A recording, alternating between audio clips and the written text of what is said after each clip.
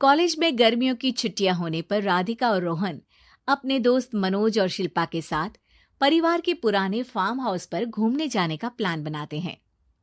Guys, तुम दोनों को वो फार्म हाउस बहुत पसंद आएगा। बचपन से ही वो मेरी और रोहन की सबसे पसंदीदा जगह रही है। पर मैंने तो इतने सालों में तुम्हारे मुंह से कभी फार्म हाउस का नाम तक नहीं सुना।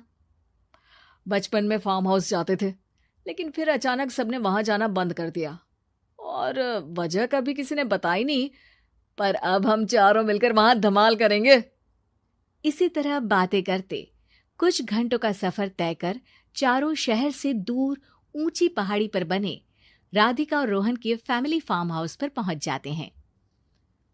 वाह यार, ये तो बड़ा ही सुंदर है। पूरा घूमोगे तो और अच्छा लगेगा, लेकिन उससे पहले सब फ्रेशन अप हो जाओ, फिर साइट सीइंग के लिए जाएंगे। राधिका और रोहन अपने अपने कमरे में चले जाते हैं, लेकिन मनोज और शिल्पा घर में घूमने लगते हैं, जहां शिल्पा की टक्कर हॉल के बीचों बीच रखी एक पुरानी लकड़ी की कुर्सी से होती है। आह, लग गई रे माता, इस कुर्सी को बीच में किसने रखा हुआ है? अरे तेरे स्वागत के लिए भूत ने रखा होगा। तुझे बात हंसी आ रही है?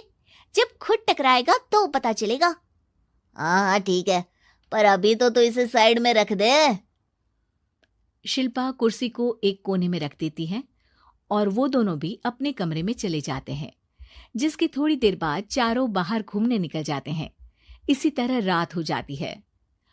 फार्म हाउस में वापस आकर वे लोग सीधा सोने चले जाते हैं। आधी रात को मनोज की नींद खुलती है। बड़ी तेज प्यास लगी है, पानी साथ लेकर सोना चाहिए था। अब रसोई तक जाना पड़ेगा। मनोज आंखें मलते हुए कमरे से हॉल में आता है और अचानक रास्ते में रखी कुर्सी से टकराकर जमीन पर गिर जाता है। अरे मर गया रे दादा। शिल्पा सही बोल रही थी, बड़ी तेज लगती है ये कुर्सी तो, पर इसे दोबारा बीच में किसने रखा? मनोज एक बार फिर उस लकड़ी की कुर्सी को कोने में रख पानी पीकर कमरे में चला जाता है।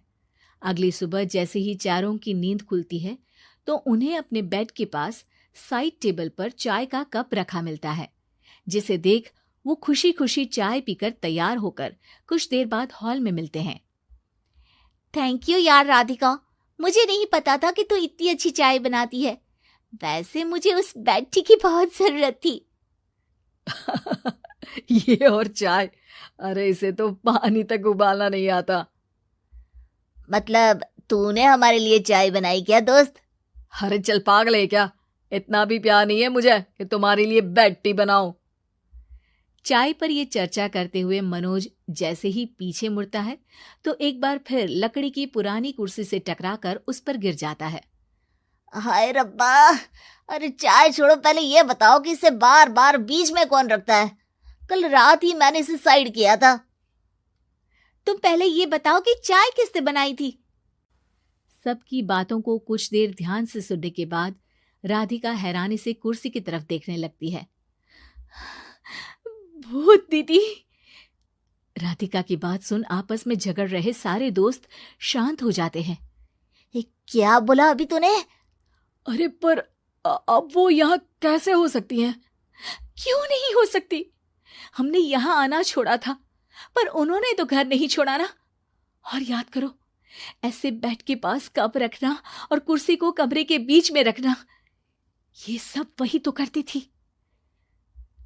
ये तुम दोनों किसकी बात कर रहे हो?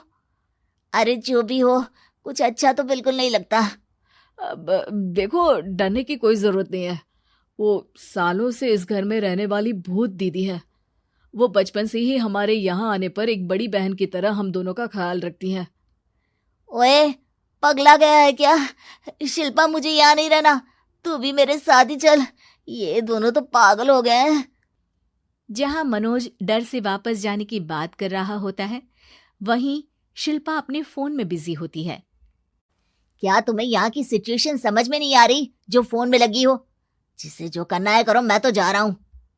मनोज हड़बड़ाहट में अपने कमरे की तरफ जाता है, जिसके साथ राधिका और मोहन भी उसे रोकने के लिए पीछे पीछे जाते हैं, लेकिन शिल्पा वो तो अभी भी फोन में लगी रहती है। कुछ देर बाद जब वो तीनों दोबारा हॉल में वापस आते हैं तो शिल्पा को सबके पैक्ड बैग्स के साथ देखकर हैरान रह जाते हैं। ये सब क्या है शिल्पा? यहाँ हम इसे समझा रहे हैं और तुम हमारे बैग्स भी पैक कर कर लेकर आई। अरे आखिर में फोन से बाहर निकलकर कुछ किया तो सही इसने। दोस्तों देखो, कल से हम यहाँ हैं। भूत दीदी ने कुछ किया नहीं ना? फिर डर क्यों रहे हो?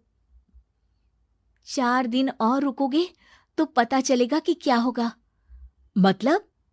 इस पर शिल्पा उन तीनों को फार्म हाउस से बाहर लाकर फोन में पुरानी न्यूज का आर्टिकल दिखाती है। सालों पहले यहाँ रह रही औरत ने अपने दोनों बच्चों को सुबह सुबह दूध में जहर पिलाकर मार दिया और फिर हॉल में उस कुर्सी पर खड़े होकर खुद भी फांसी लगा ली थी। तुम्हारी बातों से मुझे इस केस की याद आ गई। गूगल किया तो पता चला कि ये वही फार्म हाउस है। अभी भी यहाँ रहना चाहते हो जिससे कुछ दिनों में वो सबको थोड़ा थोड़ा जहर देकर मार दे? अरे पर ये दोनों तो बचपन से यहाँ आ रहे हैं, फिर इन्हें अभी तक कुछ क्यों नहीं हुआ? वो तो पापा बताते हैं कि हम आते थे। हाँ, और मुझे भी एक बार का ही याद है। वाह, और कहानियां तो ऐसे सुना रहे थे जैसे सदियों से यहीं रहते हो। तीनों ये बात कर ही रहे होते हैं कि अचानक फार्म हाउस में से एक आवाज सुनाई देती है। मैं यहाँ किसी को जिंदा नहीं रहने दूंगी, किसी को नहीं। बस ये सुनने की देर ही होती है कि चारों डर से कांपते हुए तुरंत कार में बैठकर वहां से भाग जाते हैं।